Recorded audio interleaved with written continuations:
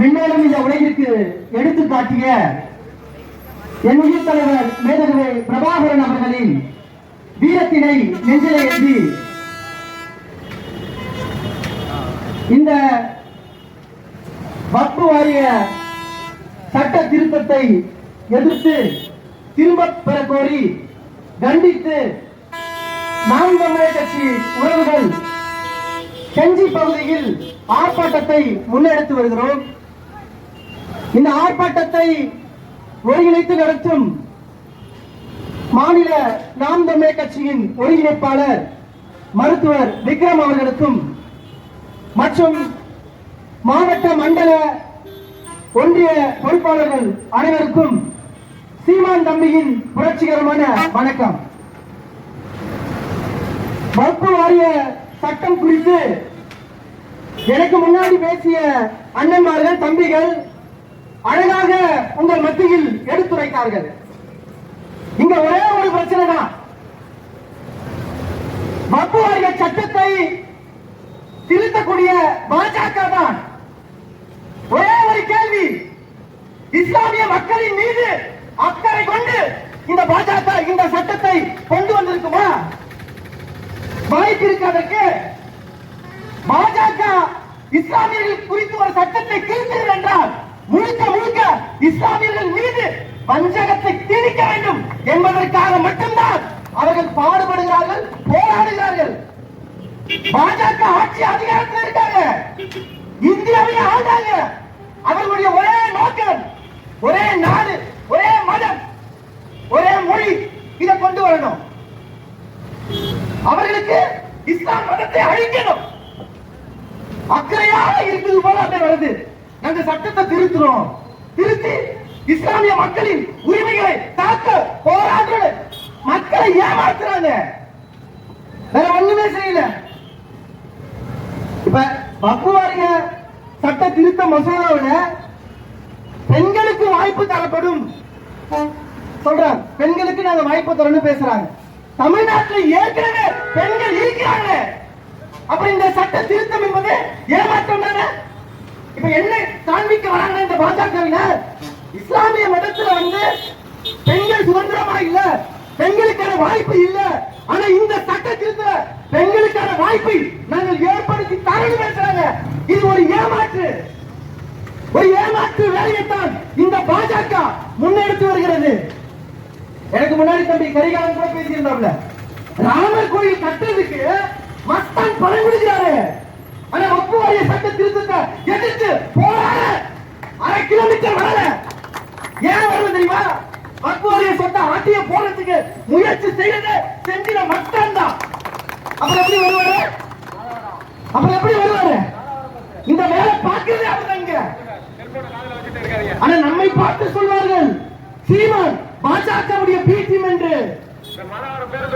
பாஜக கொண்டு வரக்கூடிய அனைத்து திட்டங்களையும் ஆதரித்து வேலை பார்க்கிறது திமுக. வேலை பார்க்கல இல்லையா? நீங்க யோசிச்சு பாருங்க. ஆனா சீமான் அவர்கள் நிர்மலா சீதாராமனை சந்திக்கவே இல்லை, பார்க்கவே இல்லை. ஆனா ஊடகங்கள் செய்தி வெளியிட்டாங்க, நிர்மலா சீதாராமனை சீமான் சந்தித்து விட்டார், கூட்டணி குறித்து பேசினார். சந்திக்காத போது இவ்வளவு உருட்டுகிறார்கள் ஊடகங்கள். ஸ்டாலின் சந்திச்சாரு, அண்ணன் திருமாவளவன் சந்திச்சாரு, கனிமொழி சந்திச்சாங்களே, அப்புறம் எங்க போனீங்க நீங்க? இவர்கள் எல்லாம் சந்தித்தா மரியாதை கொடுத்தோம், நாம சந்திக்கவே இல்லை. சந்திக்காத போது நம்ம பாஜகவுடைய ஆளுநர் பேசுறது. இந்த அரசியலை தான் இவர்கள் முன்னெடுத்து இருக்காங்க, இந்த கட்சிகள் முன்னெடுத்து வருகிறார்கள். இவர்களுக்கு இஸ்லாமியர்கள் மேல ஒரு துளி கூட அக்கறை கிடையாது, ஒரே ஒரு துளி கூட இல்ல. ஆனா நாம அப்படி இல்ல. அண்ணன் சீமான் அவர்கள் இஸ்லாமியர்களை சிறுபான்மை என்று சொன்னால் செருப்பால அடிப்பால. அண்ணன் சீமான் அவர்கள் தான் பேசியிருக்காரு. இன்னைக்கு போராடும் தமிழ்நாடு முழுக்க நாம் தமிழர் கட்சி இந்த சட்டத்தை எதிர்த்து களத்தில் நின்று சண்டை செய்கிறது. காவல்துறை அதிகாரிகள் சுத்தி நின்றால் நாங்கள் போராடுகிறோம், நாங்க கைது செய்யுங்க. விஜய் கட்சியை போல ஓட மாட்டோம், பயந்தெல்லாம் திருப்பி பயந்து ஓடுறது அப்படியெல்லாம் ஓட மாட்டோம். வாங்க, இங்கதான் நிக்கிறோம், கைது செய்யறதா வாங்க. ஒன்னே இல்ல, புஷி ஆனந்த் கிட்ட இந்த சட்டம் குறித்து கேட்டதுக்கு அதுல எது எதிரா இருக்கோ அதை நாங்க எதிர்க்கிறோம். எது எதிரா இருக்குது? எது எதிரா இருக்கு? எது சொல்லுங்க சொல்லுங்க, எது? அதுதான் இது. என்ன ஒண்ணுமே புரியலையே. என்னப்பா கொள்கை உங்ககிட்ட? கொள்கை இல்ல, கோட்பாடு இல்ல, ஒண்ணு இல்ல. ஆனா தமிழ்நாட்டை அடுத்து விஜய் ஆட்சி செய்யணும், முதலமைச்சர் ஆகணும், அந்த நாற்காலியில அமரணும். என்ன இது? என்ன பூச்சாண்டி காட்டுறீங்க? 16 வருஷமா நாம் தமிழ் கட்சி தனித்து போட்டி போடுது. யாருடைய சேரல, நோட்டுக்காக யாருடைய கையெழுந்தல. நாம் தமிழ் கட்சி உறவுகள் நாங்க 14 வருஷமா இந்த களத்தில் நிற்கிறோம். 8% வாக்கை பெற்று அங்கீகரிக்கப்பட்ட மாநில கட்சியாக மாறி நிற்கிறோம். இதுதான் அரசியல் புரட்சி. அதுக்குள்ள எடப்பாடி போயிட்டார். எங்க? பாஜக கிட்ட. பாஜக கூட்டணி போயிட்டார் அவரு. பாஜகவோடு நாங்க சேர மாட்டோம் எடப்பாடி சொன்னாரா இல்லையா? ஜெயக்குமார் அவர்கள் பாஜகவோடு சேர்ந்துடாங்க நாங்க தோத்து போடுன்னு சொன்னாரா இல்லையா? நாங்க தோத்து போனதுக்கு காரணமே பாஜக பேசுறாரு. எங்க அண்ணன் ஸ்ரீ சண்முகம் விழுப்புரத்துல திண்டிவனத்துல கூட்டம் போடும் போதெல்லாம் பாஜகவை தோத்து போடும், அந்த கட்சியோட கூட்டணி வைக்க மாட்டேன்னு பேசுறாரு. ஆனா இன்னைக்கு எங்க இருக்காரு எடப்பாடி பழனிசாமி? யாரோட இருக்காரு? பாஜக நிக்கிறாருங்க. என்ன ஒண்ணுமே புரியலங்க. மக்கள் எல்லாம் அரசியலை வெறுக்கிறதுக்கான காரணம் என்ன தெரியுமா? எடப்பாடி, ஸ்டாலின் இவர்களை போன்ற நபர்களை பார்த்து பார்த்து அரசியலை வெறுத்து போயிட்டாங்க.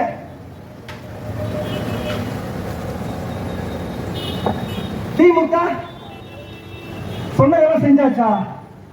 4 வருஷம் ஆட்சி அதிகாரத்தில் இருக்காங்க. 1 வருஷம் 2 வருஷம் இல்ல, 4 வருஷம் இருக்காங்க. எல்லாரும் அந்த பாட்டை மறந்துக்க மாட்டீங்கன்னு நினைக்கிறேன். ஸ்டாலின் தான் வராரு, இடிகள் தர போறாரு. இதுதான் மக்களோட முடிவு. முடிச்சுட்டாருல 4 வருஷம். ஐயா ஸ்டாலின் அவர்கள் மக்களின் வளர்ச்சியை முடிச்சாரா இல்லையா? நாங்க வந்தா நீட்டு தேர்வை ரத்து பண்ணுவோம். சரி வந்துட்டீங்க, எப்ப ரத்து பண்ணுவீங்க சொல்லுங்க? எப்ப ரத்து பண்ணுவீங்க? உதயநிதி ஸ்டாலின் பேசுறாருல, செக்க இருக்கு, மானம் இருக்கு, சூடு இருக்கு, சொரணை இருக்கு. அதெல்லாம் நாங்க கேட்கிறோம். எங்க இருக்கு உங்ககிட்ட? எங்க இருக்கு ரத்தம்? எங்க மானம் இருக்கு? ஓட்டு கேட்கும் போது மட்டும் நாங்க வந்தோம் நீட்டு தேர்வை ரத்து பண்ணுன்னு பேசுறீங்க. ஆனா வெற்றி பெற்று வந்த பிறகு நாங்க தீர்மானம் போடுறோம், அதை போடுறோம், வெங்காயத்தை போடுறோம், எங்களோட வாங்க, அனைத்து கட்சி கூட்டத்துக்கு வாங்க. யாரை ஏமாத்துற நீ?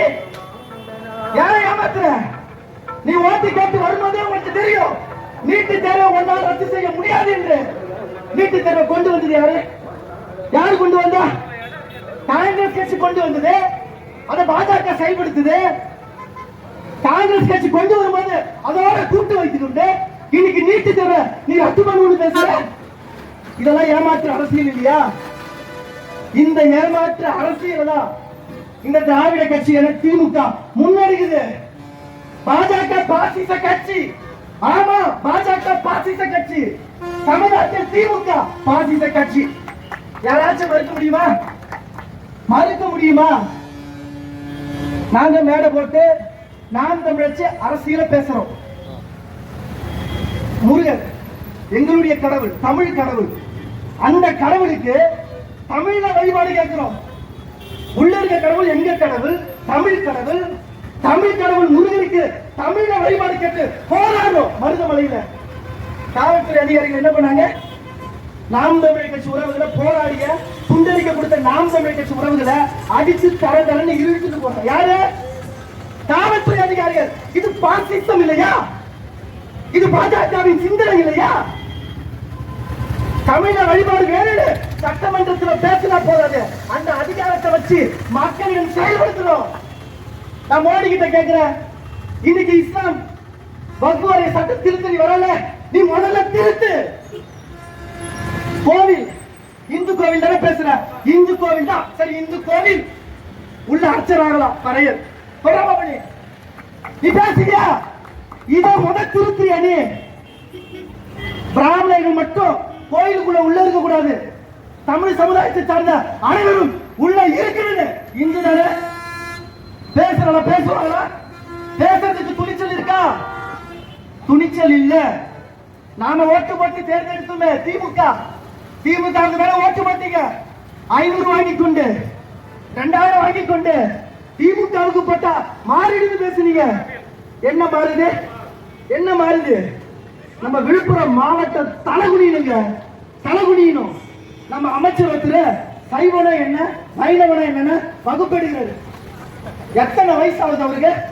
74 வயசுல இவ்வளவு கேவலமா யோசிக்கிறாருன்னா 30 வயசுல என்னென்ன வேலை பார்த்திருப்பாரு நீங்க யோசிச்சு பாருங்க. அவரு அமைச்சர்.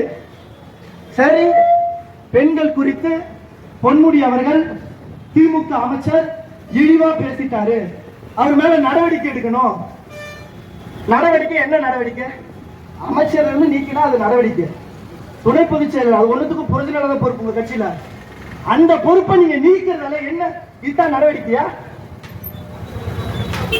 அடுத்த முறை சைவம் வைணவன்னு இன்னும் எக்ஸ்ட்ரா பேசுவாப்புல, விரிவா பேசுவாப்புல. அதையும் கேட்டு நம்ம இருக்கும் பாரு என்ன கொடுமை பாருங்களா. அப்படியாப்பட்ட நபர்கள் எல்லாம் நம்ம தேர்ந்தெடுத்து வச்சிருக்கோம். இந்த நேரத்தில் நாங்க கேட்கிறோம், எங்க எங்க அக்கா கனிமொழி?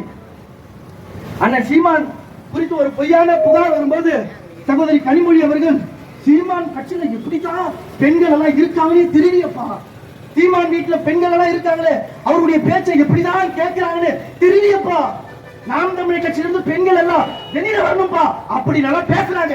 கனிமொழி பேசுறாங்களா இல்லையா?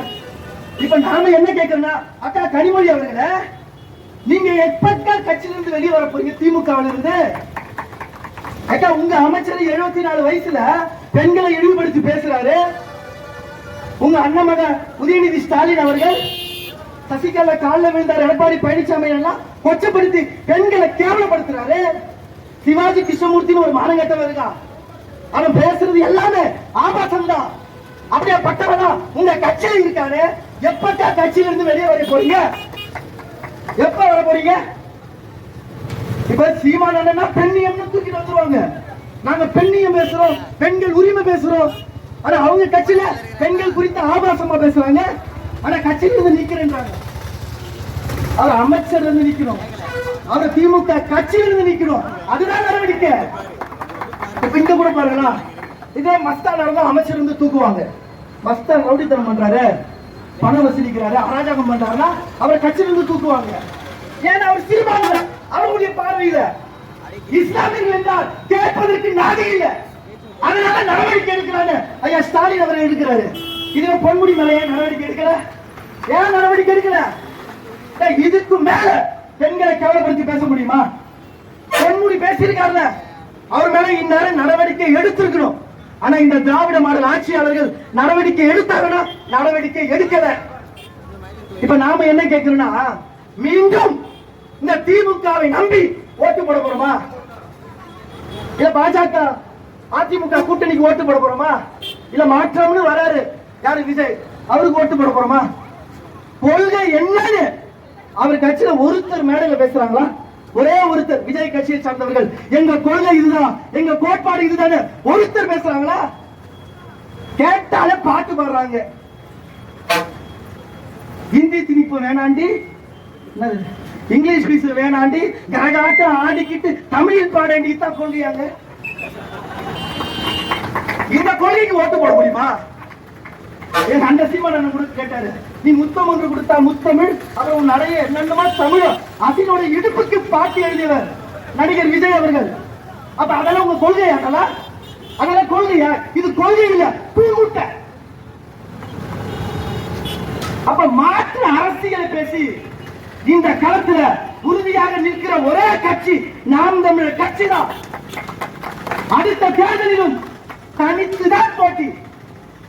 234 இடத்துல 117 இடத்துல பெண்களுக்கு வாய்ப்பு, 117 இடத்துல ஆண்களுக்கு வாய்ப்பு.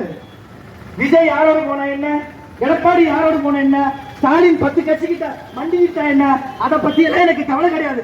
நான் என் மக்களை நம்பி நிற்கிறேன், என் மக்களுக்காக நிற்கிற ஒரே தலைவர் அண்ணன் சீமான் அவர்கள் மட்டும்தான். அரசியல் புரட்சி என்பது இதுதானே. இப்ப KNR வீட்டுக்கு ரைடு போகுது, செந்தில் பாலாஜி அங்க ரைடு போச்சு. சீக்கிரமா பாருங்க, ஸ்டாலின் சீக்கிரமா பாஜக போயிருக்கு. இது நடக்குதா இல்லையா பாருங்க. எடப்பாடிக்கு ஒரு பயம், எடப்பாடிக்கு என்ன விருப்பமா பாஜக போகணும்னு சொல்லிட்டு? அதிமுகவினர் செய்த ஊழல், அவர்கள் ஆட்சி அதிகாரத்தில் இருக்கும்போது சுரண்டிய கொள்ளை, அதெல்லாம் அவங்க கையில இருக்கு. பாஜக அதான் அமலாக்கத்துறைன்னு ஒரு துறை வச்சிருக்காங்க. இவங்க கொள்ளை அடிச்சது எல்லாம் அவனுக்கு தெரியும். இவர்கள் எதிர்த்து பேசினார் ரைட விட வேண்டியது. போ ரைடு போ. அப்ப எடப்பாடி பழனிசாமி பயமுறுத்தி, நம்ம ஆளு எடப்பாடி பழனிசாமி அமித்ஷா பக்கத்துல உட்காந்துறாரு, வாய் திறந்து பேச மாட்டாரு, பேச முடியல.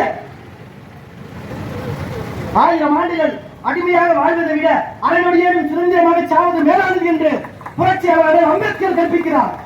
அதுவும் அந்த சுதந்திரத்திற்காக போராடி சாவது என்பது அதைவிட மேலானது என்று எங்கள் தலைவர் மேதகவே பிரபாகரன் கற்பிக்கிறார். அஞ்சுவதும் அடிபணிவதும் தமிழர் பரம்பரைக்கு கிடையாது என்று எங்கள் தலைவர் மேதகவே பிரபாகரன் அவர்கள் கற்பித்திருக்கிறார். தமிழன் அமித்ஷாவிடம் மண்டியிடலாமா? தமிழன் மோடியிடம் மண்டியிடலாமா?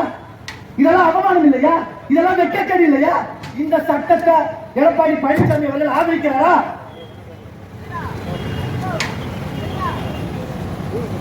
என்ன யாரை ஏமாத்துறீங்க? எத்தனை வருஷம் ஏமாத்துறீங்க? இப்ப திமுக கச்சத்தீவை மீட்கணும்னு சொல்லிட்டு தீர்மானம் போடுறாங்க, கச்சத்தீவை மீட்டாகணும்னு சொல்லிட்டு கடிதம் எழுதுறாங்க. எங்களெல்லாம் பார்த்தா உங்களுக்கு கேடப்பண்ண தெரியுதுலடா. நான் பிறந்த காலத்துல இருந்து கருணாநிதி எழுதுறாங்க அறிக்கையெல்லாம் படிச்சிருக்கேன். கடிதமா எழுதுவாரு, கச்சத்தீவை மீட் ஆகணும். கொடுத்தது யாரா? வெங்காயம். இந்த பெரியார் பாஷையில கேக்குற வெங்காயம் யாரா கொடுத்தது? கொடுத்தது காங்கிரஸ் கட்சி. ஆட்சி அதிகாரத்தில் இருந்தது நீ. கச்சத்தீவை தூக்கி கொடுத்துட்டு இன்னைக்கு நாடகம், அது நாடகம். இந்த நாடகத்தை நீ வேற எங்கடா எடுத்துட்டு போ. இது தமிழர் மண். மக்களிடம் புரிதல் வந்து விட்டது. இது சீமானின் காலம், இது சீமானின் தம்பிகளின் காலம். இனி ஒன்னால ஏமாற்ற முடியாது ராஜா, ஏமாற்ற முடியாது. இப்ப வக்ஃப் வாரிய திருத்த சட்டத்தை எதிர்த்து மஸ்தான் செஞ்சில போராடுவாரா? போராடுவாரா? போராட மாட்டாரு. ஏன்னா பாதி இடத்தை வச்சிருக்கிறது திமுக தான். பஞ்சமி நிலத்தை மீட்கணும்னு மஸ்தான் பேசுவாரா? ஸ்டாலின் பேசுவாரா? யார் பேசுவா? யார் பேசுவா? இந்த மண்ணில ஒருத்தர் மட்டும் தான் பேசுவார். எங்க அண்ணன் சீமான் மட்டும் தான் பேசுவாரு. என்னென்ன பேச்சு பேசுன? என்ன பேச்சு பேசுன நீ? சீமான் பாஜக போயிருவாரு, சீமான் மதவாதத்தை ஆதரிக்கிறவரு, சீமான் சாதிய தலைவர். யோசிச்சு பாரு. நீங்க பஞ்சமி நிலத்தை மீட்கணும்னு பறையர் போராடினார், அது அவர்களின் உரிமை சார்ந்த போராட்டம். ஆனால் பஞ்சமி நிலத்தை மீட்கணும்னு ஒட்டுமொத்த தமிழிடமும் போராடினார் என்றார். அதுதான் புரட்சி. அந்த புரட்சியை செய்து காட்டியதுதான் அண்ணன் சீமான் அவர்கள். யார் செய்தா? சாதி வாரி கணக்கெடுப்பு நடத்தணும். துணிவு இருக்கா? திமுகவுக்கு இருக்கா? பாஜகவுக்கு இருக்கா? எங்களுக்கான சம உரிமையை கூட தருவதற்கு நீங்க தயாரா இல்ல. எதற்கு? எங்களது ஓட்டு மட்டும் வேணும். உங்களுக்கு ஓட்டு மட்டும் இனிக்குது. நாங்க இப்படி வெயில போராடுறது, வெயில கத்துறது, இதெல்லாம் கண்டுக்காம போறதா? பொன்முடி எடுத்துங்க. இதன் பிறகு ஒரு விழுப்புரத்துக்குள்ள ஓட்டு கேட்டு வர முடியாது. வந்தாங்கன்னா பெண்கள் கிட்ட திருப்படி வாங்குறது உறுதி. கண்டிப்பா அடி வாங்குவாரு. ஓசி பஸ்ன்றாருங்க. ஓசி பஸ் யார் ஓசி? யார் ஓசி? ஓட்டு போட்ட மக்கள் ஓசியா? இல்ல ஓட்டு போட்டு உன்னை அதிகாரத்தில் உட்கார வச்சிருக்காங்க பொன்முடி, நீ ஓசியில வரியா? உன் பின்னால இத்தனை கார் போடுதுன்னா, இத்தனை காவல்துறை அதிகாரி பாதுகாப்பு வரானா, அது மக்கள் உனக்கு ஓசியில போட்ட பிச்சை. யார ஓசின்ற? யார ஓசின்ற? நீ உன் நிலைமை பாரு. திமுக உன்னை அடிச்சு விரட்டுவான். அதற்கான காலம் உருவாகிடுச்சு. உன் வாயில உனக்கு சனி. உன்னை அழிக்கிறதுக்கு நாங்க தேவை. உன் வாய போதும். பேசி பேசிய நீ அழிச்சு போவ. பெண்களை ஓசின்னு சொல்றது, மேடையில் இருக்கக்கூடிய பெண்ணை கூப்பிட்டு நீ எஸ்சி தானமானு கேவலமா பேசுறது, இன்னைக்கு சைவம் வைணவன்னு வகுப்பு எடுக்கிறது. இந்த வகுப்பு உங்க வீட்டுல இருந்துகிட்ட பெண்கள் கிட்ட எடுப்பியானே? உங்க வீட்டு பெண்களிடம் இந்த வகுப்பை உன்னால் எடுக்க முடியுமா? நீ தெரிஞ்சு பேசுற. நீ ஒரு ஆபாசவாதி, நீ ஒரு திருட, நீ ஒரு அயோக்கிய. திமுக பாதி பேர் அப்படி இருக்கிறதாலதான் அப்படி எல்லாத்தையும் கண்டுக்காம போயிடறாங்க. அதெல்லாம் பார்த்து நமக்கு கோபம் அதிகமா இருக்கிறதா அப்படி பொங்கிடும் இந்த இடத்துல. அப்புறப்படுத்த வேண்டிய காட்சி இந்த திமுக. எங்க அண்ணன் முன்னாடியே சொல்லிட்டாரு, மனித குலத்திற்கான எதிரி பாஜக பேசிட்டாரு. எவனாச்சும் என்ன பாஜகவின் பி டீம் சொன்னா செருப்பை எடுத்தே காட்டிட்டாரு. நானும் காட்டியிருப்பேன், செருப்பை எடுத்தே காட்டிட்டாரு. ஆனா இன்னும் நம்மை சுற்றி பேசக்கூடிய வார்த்தைகள் எல்லாம் சீமான் பாஜக ஆளு, சீமான் மதவாதத்தை ஆதரிக்கிறாரு. எங்க மதவாதத்தை ஆதரிக்கிறாரு? பணம் செல்லாதுன்னு மோடி கொண்டு வந்தாரு. ஆதரித்தது யாரு? ஆதரித்தது யாரு? திமுக ஆதரித்தது. இஸ்லாமிய சிறை கைதிகளை விடுதலை செய்ய வேண்டும் என்று அண்ணன் சீமான் அவர்கள் இன்று வரை போராடுகிறார். இஸ்லாமிய சிறை கைதிகளை விடுதலை செய்ய வேண்டாம் என நீதிமன்றத்தில் திமுக மனு போடுது. ஆனா திமுக இஸ்லாமியர்களின் பாதுகாவலர். ஆனா அண்ணன் சீமான் அவர்கள் இஸ்லாமியர்களுக்கு விரோதி. இன்னும் எத்தனை வருஷம் இப்படி ஏமாத்த போற? தொப்பி போட்டுக்கொண்டு இஸ்லாமியர்களின் ஓட்டை பறிக்கும் திருட்டு திமுகவினர்களா? உங்களுடைய இந்த ஏமாற்று அரசியல் இந்த 2026 சட்டமன்ற தேர்தலில் துக்கு நூறா உடைந்து போல பாரு பாரு. நீ நாங்களே போதும், எங்க கிட்டே உன்னால மல்லு கட்ட முடியாது. உன் அரசியல் அம்பலப்படுத்துவோம். நீ மக்களை ஏமாத்தி ஏமாத்தி ஆட்சி அதிகாரத்துக்கு வந்து மக்களுடைய பணத்தை சுரண்டி கொள்ளையடிச்சு அந்த மக்களை இந்த 4 ஆண்டு காலம் இழிவுபடுத்திட்டாய். நீ ஒவ்வொன்றுக்கும் அடுத்த தேர்தல்ல கணக்கு சொல்லியே ஆகணும். எப்படி ஒண்ணு 10 வருஷம் மூலையில ஓரமா உட்கார வச்சனோ அதே மாதிரி இந்த தேர்தல்ல திமுகவை ஓரமா உட்கார வைக்கிறோம். பாஜகவை நம்ம ஓரமா உட்கார வைக்க தேவையில்ல, அதையே ஓரமா படுத்துச்சு எடப்பாடியோட சேர்ந்து. கேட்டா திமுகவே திட்டுறீங்க, பாஜகவை திட்ட மாட்டீங்க. நீ எங்க அண்ணன் சீமான் பேச்சு கேட்கறியா? முதல்ல சீமான் பேசுற அரசியல் எல்லாம் பாக்குறியா? தமிழ்நாட்டு அரசியல கொள்கை உறுதியோடு பாஜகவை எதிர்த்து சண்டை செய்வது அண்ணன் சீமான் அவர்கள் தான். பாஜக கொண்டு வந்த பல திட்டத்தை சட்டத்தை ஆதரித்தது திமுக. ஒரு இடத்துல கூட பாஜகவின் சட்டத்தையும் திட்டத்தையும் அண்ணன் சீமான் அவர்கள் ஆதரிக்கல. ஆனா எங்களை பார்த்து பாஜகவுடைய ஆளுன்ற நீ 2026 தேர்தல் வரட்டும், யாரு உண்மையாவே பாஜகவின் பி டீம் என ஏ டீம் என மக்கள் உணர்வார்கள். இப்ப மோடி கொண்டு வர இந்த வக்குவாரிய திருத்த சட்டம் எல்லாம், இந்த சட்டத்தை எல்லாம் கிழிச்சு போடணும். சுக்கு நூறா கிழிச்சு தூக்கி அமித்ஷா மூஞ்சிலையும் மோடி மூஞ்சிலும் அடிக்கணும்.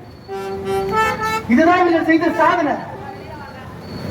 ஒண்ணு கூட மக்கள் நலன் சார்ந்து எதையும் செய்யறது இல்லை. யாரு? இந்த ஆட்சியாளர்கள். அது திமுகவா இருந்தாலும் சரி, ஒன்றியத்தை ஆளக்கூடிய பாஜக இருந்தாலும் சரி, பாசிச அரசியலை இவர்கள் முன்னெடுத்து வருகிறார்கள். மக்கள் வாழவே முடியாத ஒரு சூழலை உருவாக்குகிறார்கள். இஸ்லாமியர்கள் எல்லாம் இந்தியாவுக்குள்ளே வாழக்கூடாது. அவர்களுக்கெல்லாம் என்னன்னா, மோடி அமித்ஷா எல்லாம் இந்தியர்கள், ஆனா இஸ்லாமியர்கள் எல்லாம் பாகிஸ்தானியர்கள். இந்த மண்ணின் மக்களை நீ பாகிஸ்தானுக்கு போ, அரபு நாட்டுக்கு போ அப்படின்னு கொச்சப்படுத்துது. இதெல்லாம் இந்த அதிகாரம் திமிர் இருக்குல்ல, அதனால செய்யுது. அந்த அதிகாரம் அந்த சீமானிகள் வரட்டும். யாரு வந்தேரிகள், யார் இந்த மண்ணில் இருந்து அப்புறப்படுத்த வேண்டியவர்கள் என்பதெல்லாம் அந்த சீமான் அவர்களுடைய ஆட்சியில நிச்சயம் தெரியும். ஒட்டுமொத்த தமிழர்களுக்கான ஒரு அரசியலை நாம் தமிழர் கட்சி அரசியல் கொடுக்கும். நாங்க போராடும் எளிய பிள்ளைகள், எங்களிடம் வலிமை இல்லை. எங்கள் போராட்டம் என்பது என் மக்களுக்கான போராட்டம். இஸ்லாமியர்களுக்காக, கிறிஸ்துவர்களுக்காக, இந்துக்களுக்காக அப்படியெல்லாம் இல்ல. பாதிக்கப்பட்டது யாரா இருந்தாலும் அவர்களுக்காக நாம் தமிழர் கட்சியின் குரல் என்றும் ஒலிக்கும். அப்படித்தான் இன்றும் ஒலிக்குது. எங்கள் தாய் தமிழ் உறவுகள் பாதிப்புக்குள்ளாகும் போதெல்லாம் களத்தில் நின்று நாம் தமிழர் கட்சி சண்டை செய்கிறது. நாம் தமிழர் கட்சியின் அரசியலை வெல்ல வைக்க வேண்டியது ஒவ்வொரு தமிழர்களையும் தலையாய கடமையாகும். அதை செய்து விட்டாலே ஒரே ஒரு ஓட்டு, அந்த ஓட்டை 2026 நீங்க போட்டு பாருங்க. அப்புறம் பாப்பீங்க இந்த நாட்டை தமிழருக்கான ஒரு நாடா நாங்கள் மாற்றி காட்டுவோம். புரட்சி எப்போதும் வெல்லும். நாளை மலரும் நாம் தமிழர் கட்சி அரசு அதனை சொல்லும். தமிழ் தாய் வாழ்க, தலைவர் பிரபாகரன் வாழ்க, நாம் தமிழர்.